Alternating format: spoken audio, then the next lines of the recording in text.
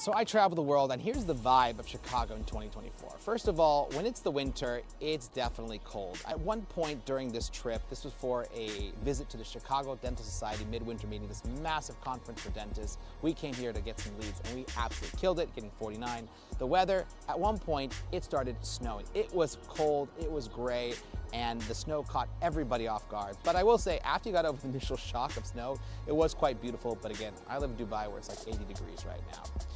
The vibe of the city. So we were in the downtown / more northern part of Chicago, which is very safe, very upper class.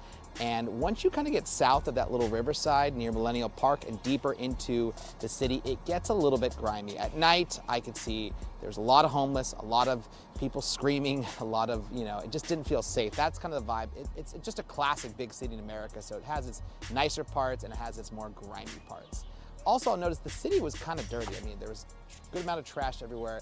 It's a very lived-in city. Things are older for sure. It doesn't have that quite sheen that I'm used to after living in Dubai, but the third biggest city in America. It stretches on for miles and miles and miles. As for the people of the city, it's your kind of classic American vibe. I mean, I've spent a lot of time in Eastern Europe, living in Poland. I live in Dubai now, and the vibe in, of course, Dubai is very chic, elegant, very, very healthy, fitted people because it's a place you want to look good and feel good. Here, you see a little bit of everything. You see, very attractive people, very kind of slubby people. It's everything you can kind of imagine. But I would say that people didn't look very happy walking through the streets. It was cold, they're getting from place to place, rushing, kind of that New York vibe, that hustle culture a little bit.